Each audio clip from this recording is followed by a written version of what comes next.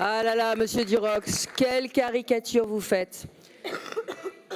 Quelle caricature vous faites. J'ai un principe clair, un principe directeur en matière éducative, c'est de protéger le libre choix des familles. Le libre choix des familles parce que ce qui compte avant tout, c'est la réussite de chaque élève et chaque élève a besoin d'un enseignement qui lui soit propre et qui lui soit adapté. Il se trouve qu'aujourd'hui, 20% de nos lycéens franciliens étudient dans les lycées privés, c'est-à-dire 100 000 élèves.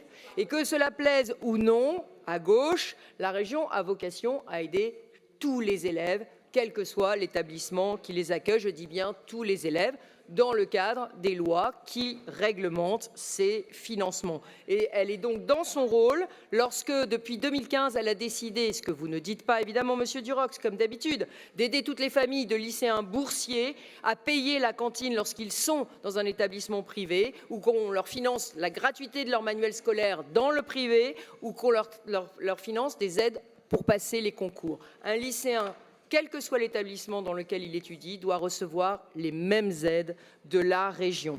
Alors, vous parlez de sous-financement du privé. Je vais vous expliquer ce qui s'est passé. Quand nous sommes arrivés, il y a eu les attentats du Bataclan.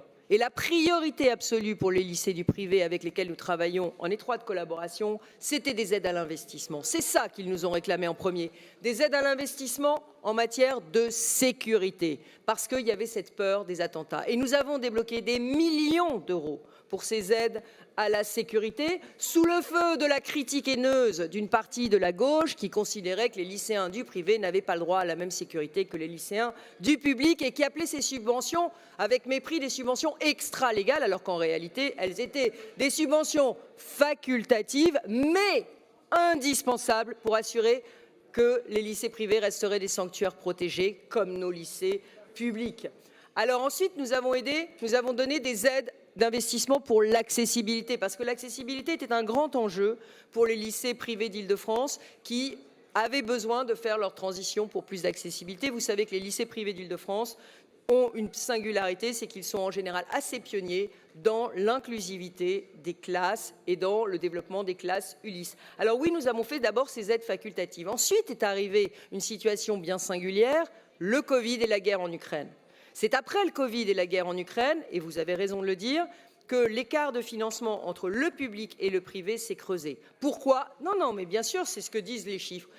Pourquoi? Parce que juste avant le Covid, nous avons repris ici à la région tout le financement des fluides énergétiques des lycées publics. Et donc évidemment, les lycées publics n'ont pas subi la crise énergétique de la guerre en Ukraine, n'ont pas subi l'inflation et leurs moyens n'ont cessé d'augmenter. Vous le savez aujourd'hui, les lycées publics ont vu doubler quasiment, les lycéens du public ont vu quasiment doubler leurs aides régionales.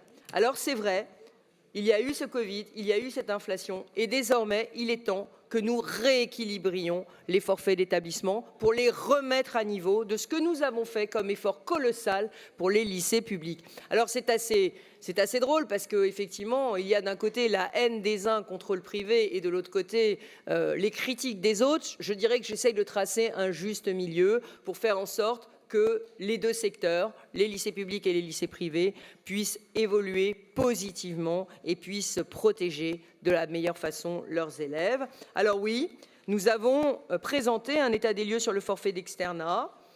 Ce forfait d'externat qui cristallisait d'ailleurs beaucoup de critiques, voire de fantasmes, de l'autre côté de l'hémicycle, qui pensaient qu'on leur donnait trop.